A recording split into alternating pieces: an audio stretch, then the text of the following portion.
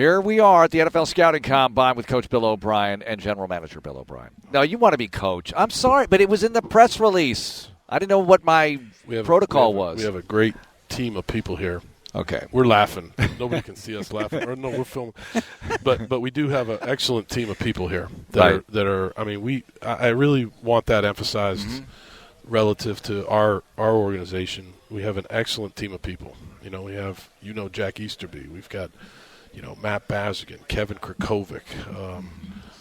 We've got James Lipford during this time of the year, college scouting director. I mean, we've got a lot of different people that are doing a lot of work. So that's a big emphasis point for me. How important is all that work that they've been doing, and how have you joined in or fed off of that? Because I know you've been super busy since the conclusion of the season. Yeah, we're definitely a little bit behind, from a coaching standpoint, entering into the draft. The college scouts have done a great job of, basically narrowing the list down a little bit, giving us their evaluations, handing out the duties, relative to the film that we all need to watch as coaches. And now we're here, and this is another part of that process. We're trying to catch up to them. The scouts are always a little bit more ahead of us on those things during this time of the year, and so we're in catch-up mode right now. Coach, what's the first thing that you want to do? The season's over, and and I heard you talk about this, you want to evaluate what you have on your team, which is obviously most important. What do we have? Yep. What do we need? How do we move forward?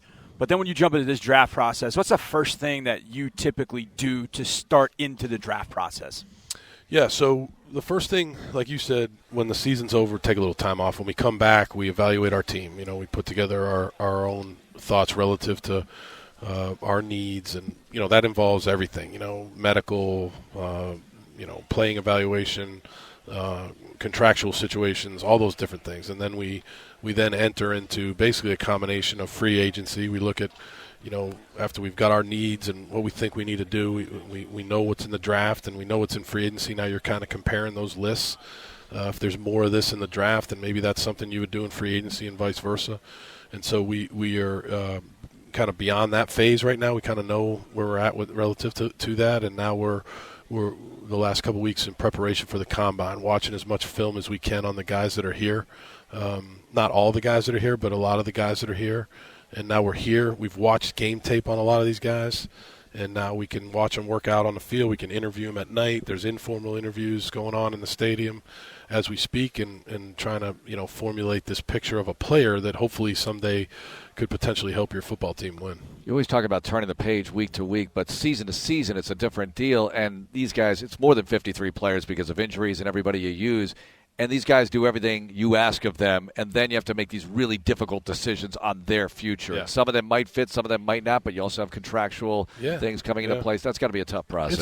It's hard because these guys, that's one of the things you want to do the best you can. As we move forward here in this structure of how we're doing it, we have good players on our team. We want to keep them on our team. Mm-hmm. We want to keep as many of these good players that we've developed, that we've put time in with, that we feel a real loyalty to. We want to keep them on our football team. Is it 100% doable? It's hard, Vandy. It's hard to do that, Johnny, because, like you said, you've got salary cap. You've got to do what's right for the organization, what's right for the team. So certain times tough decisions need to be made. I think we're in the process now. We're very creative as to how we look at things. I think we're in a good phase right now, and I think we're going to be able to hopefully keep a lot of guys that were important to our team last year. So hopefully we can get that done. But it's hard to say that all of that can get done. We've got to do a great job of evaluating what's here and trying to add some of these guys to our team. Coach, I don't know if you saw Vandermeer version 1.0 yet. Don't look. Did you do it for him, or did he do it? He did it. When's your mock coming out? How many mocks do you do? He doesn't do one. I don't do one, actually. You must have a mock 6. I don't do a mock. I do the Harris 100. Harris 100. That's Harris 100. His first-round pick that he mocked to you was left tackle by the name of Laremy Tunsil. What can you tell us about Laremy Tunsil as a player for your team? Well, it's an important point to make, right? That you made an investment in a player that was extremely urgent and important for the success of this team. I think that's a way to look at it. There's no doubt about it. I mean, that was part of the deal. We felt like we had to fix that position. Laremy came in here, made a Pro Bowl, made his first Pro Bowl. There's certain things that Laramy's going to work on to get better at, but he's a great player. and we're very happy he's on our team. And Kenny was part of that deal as Kenny, well. Kenny had a good year, as you guys know. Kenny got a little bit banged up at times, but overall fought through it and had some really important catches for us and important wins. And Kenny was a big part of our team. Coach, as a coach, and you've been in this business for a long time, so you've seen coaches come and go, staffs change all the time. It's just the nature of the business, high school, college, pro, nature of the business. How tough is that, though, for a head coach to be able to look at his staff and say, I've got to make these changes here. I don't want to do it because I like the staff, but I've got to make these changes. How tough is that part of the process for you to look at coaching staff and the things that you know you need to do and have to do? Yeah, I mean, I think anytime you're the leader of a football program, you have to make tough decisions. Now, some of those, guys leave. Maybe they have a better opportunity somewhere else, or they have family somewhere else, and sometimes you have the ability to block the person. We've done that before. We don't want to lose a person, but if the guy has an opportunity, thinks it's a better one, then we let that happen. But at the same time, there's things that you have to do to try to reinvent yourself every year, and as a team and as a coaching staff. And I think that's some of the things that you just have to make tough decisions. That's just the way it is. I mean, I don't think there's any other way around it, and you have to go with your instincts and what your gut is on it, and try to do what's best for the team. That's what you're trying to do. You're trying to do what's best for the players, for the team, and so that's with every decision we make.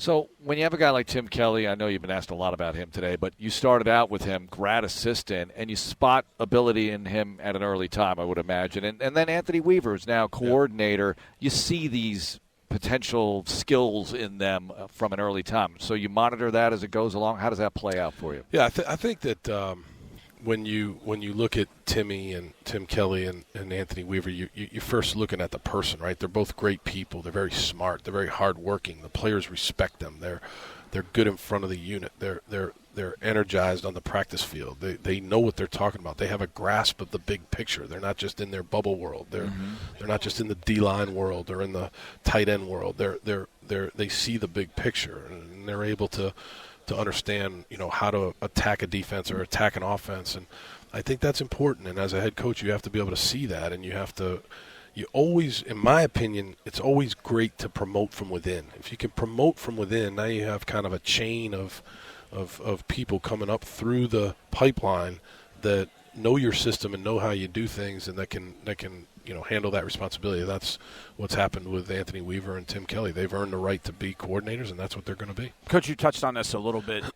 Teams have different philosophies for how they do things. You got draft and develop versus sign a bunch of free agents. And I know where you fall on this, but there will be a lot of people that are, you got a lot of cap room. You go sign this guy. You go sign that. You got room. You got to spend all this money. And it's not the way really football teams are done. But what is the value in drafting and developing versus going out and spending money you have in a cap to find free agents for your team? When you look at the salary cap, you don't just look at it for this year. You have to project for future years, all your decisions that you make can affect cap, obviously, this year, next year, the year after that. You've got some big contracts coming up.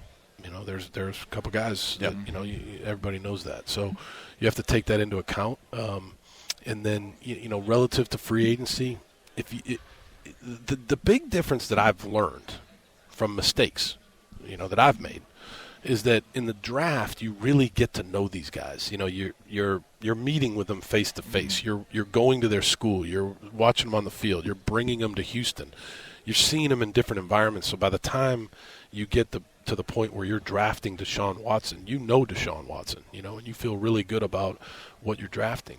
In free agency, you don't always know the person. He's coming from a place that maybe does things a little bit differently than you do, or you just never really spent that much time with them in the draft process. And I think there's a part of that where you got to be careful. Now, over time, we've had really good success with kind of the fabric guys in free agency. The Terrell Adams, the Tywan Joneses, these type of guys that have the guys that we've picked up during the year, roster moves during the year. DeAndre Carter. You know what I mean? Yeah. Like, we've had really good success with that. And so that's the part of free agency that I think is good, because maybe you have a guy on your staff that, hey, I coached that guy, or we know the guy, and we trust our thoughts on that guy. And so there's a lot that goes into that, but it's a great question, and it's something that we're never torn about it. We debate it a lot, and that's what it is. All right, so year 7 for you. Oh my Here God. we are at the Combine, and we joined you the first you year. guys, what do you guys think about that? You totally see. You just What? must be so sick of me. 7 years of this. Year 7. No, this Whoa, is whoa, whoa, whoa! I've got 30 years of this. What are you talking about? 35, 30 I years. got 30 years of this. Yeah, You're talking about year 7. Don't give me Same that. It was 30 years ago. Yeah. But it's funny because the first Combine you had, 2014, all the media stuff was over in the building in the Lucas Oil Stadium club level area. I didn't remember I got that. to interview Bridgewater and I walked into. I mean, it was wide open. it's This different now. this thing is very different. Yeah. What about the prime time stuff? Like, how has that changed for you? The way they're going to structure these workouts this year? I think we all need to embrace it. I think that it's about the fans. You know, that's the reason why we have a game. We have great players and great fans, right? And they put it on prime time. They changed some of the drills to make it more TV friendly and also make it safer for the players. So some of the offensive line drills will be a little bit different. Some of the drills will be different, which I think is good, and I think a lot of people are going to watch. Yeah. And I think I think it'll help for these kids to know that they're on prime time, that they're going to have to be at their best. That's a pretty good test. Right. You're out there. Here it is. Here's the bright lights right here. I mean, it's kind of the underwear Olympics, but there's something to that. And so, I think it's good. I think we're all getting used to the new schedule. Interviews used to be at night. Now they're during the day. That's a little bit different. But, it's good. They're paying us to coach football and evaluate football. I mean, that's pretty cool. Everybody wants to watch the 40s because that has a number that people can sort of not necessarily relate to, but they understand that. What's a drill that the fan should watch out for other than the 40 that they might find interesting, in your opinion, or maybe that you find interesting? I don't know how much they'll show some of these, but I think the short shuttle is for certain positions, for all positions really, but for certain positions I can remember, like Julian Edelman had the best short shuttle of anybody at his combine. Whereas he may not have had the fastest 40, but he had a great short shuttle, so you knew he was going to be really quick. Kiki Kuti, he had a great short shuttle, and so I think that's an important one. I think that when you look at, some of the movement drills for linemen, their ability to move their feet and get up off the ground and change direction, I think those are really good drills. And then obviously I think the quarterback wide receiver throwing is pretty cool to watch. It's hard, man. These quarterbacks are throwing to guys that they've never thrown to before. Right. And so that's hard. That's hard for those guys, and so that's always interesting to watch that. Can a quarterback do something here to really screw up his chances, in your opinion, or I is don't it all think about so. the tape? I'm just talking for myself. Yeah. I would say no. I mean, unless the guy's just no. If he came in here and acted like a jerk, Right. that probably wouldn't help him too much. But if he came in here and he only completed 50% of his passes or whatever, I don't think that would be a. It's not. It's just a part of the evaluation process. It's not the whole thing. There's no way. There's no pass rush. There's no. They're just out there, throwing on air. Mm-hmm. You mentioned earlier about interviews, and you mentioned 45, and you threw that out there. It's been 60 in the past. Yeah. Now it's 45. Yeah. I know you. I don't know if enjoy is the right word, but I know you like getting to know these guys a little bit, and whether you get a chance to draft them or not. Was it frustrating for it to be cut from 60 to 45, that you lose those 15 interviews? I mean, you do have some on-campus interviews, but those are, I think, at 30. Does that frustrate you at all to lose the 15, or do you feel like 45 is a good number? I do love that part of the process where you get to know Titus Howard. You've got Titus Howard in the room, and you get to really know him. I don't think it's frustrating. I think there's a lot of different ways that for those 15 that you didn't get. Yeah. You can go to their campus. You can have maybe they're part of your 30-man visits. There's different ways to make up for that. Was there a moment you brought up Titus, and as somebody we haven't talked a ton about, I think because we missed him the last 4 or 5 weeks, but he is invaluable to this team. Was there a point where you're like, that's that guy. We want that guy. He is. Titus Howard? Yeah. Was there a moment? Dev watched him on tape, Alabama State, and Dev liked him right off the bat. Tough, came off the ball, definitely a little bit raw, relative to where he was in his football experience. And then when we met him at the combine, I mean, I probably shouldn't tell this story. Amy would probably be mad at me if I told this story. No, it's okay. In our formal, in our formal interview rooms, sometimes we have guys demonstrate their position. Mm-hmm. Have I ever told you this story? No. Okay, like on the board?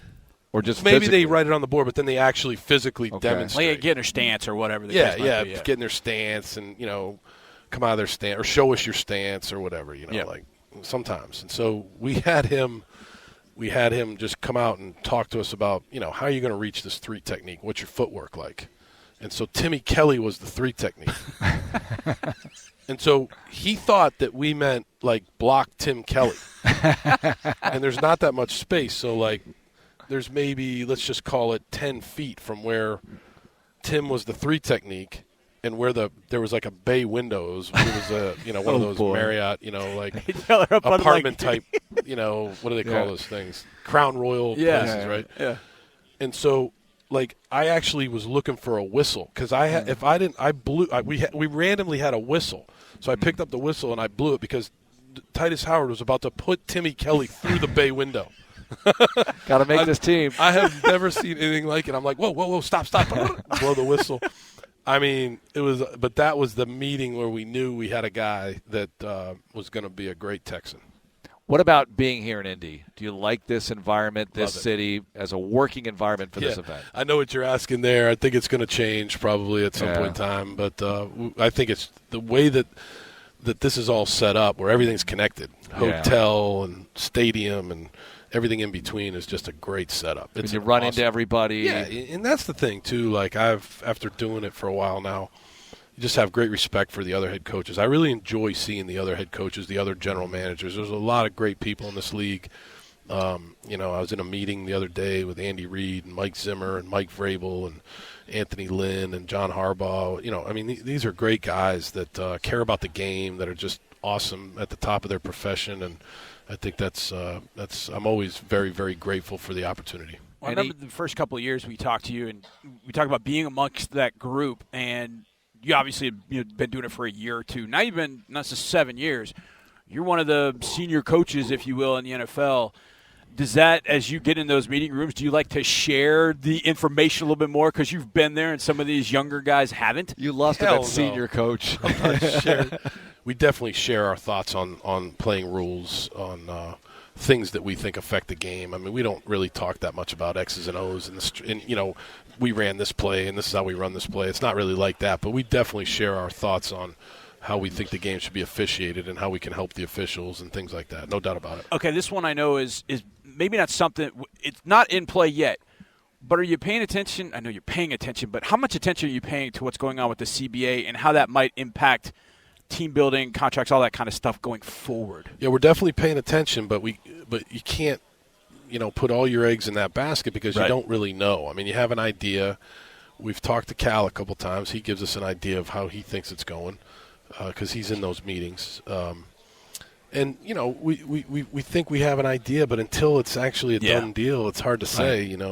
Sounds like, players aren't happy with a couple things, whatever it is. I think that we've got to wait and see how it all shakes out. But we try to keep up to date through different websites on what we think is going on. All right, last one. Do you have a youth sports update for us? Michael, they won last night on a walk-off walk.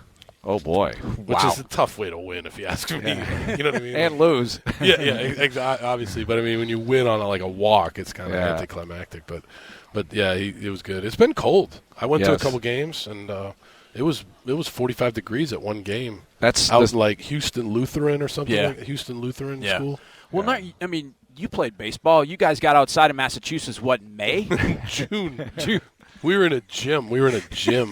For at least a month or two. It was one of those fake mounds. They put the fake mound. Well, I don't even know if they had the fake mound, but the batting machine we used to mess around with it. I got suspended for like a game because I turned it up too high and almost. Oh, jeez. Here we go. Hit a kid. I turned it to like 100 and put a baseball in there and it grazed the kid. Coach, thanks a lot for the time. Good luck. Thanks, guys. Thanks for watching. Subscribe to our channel and ring the bell to know when we post new content.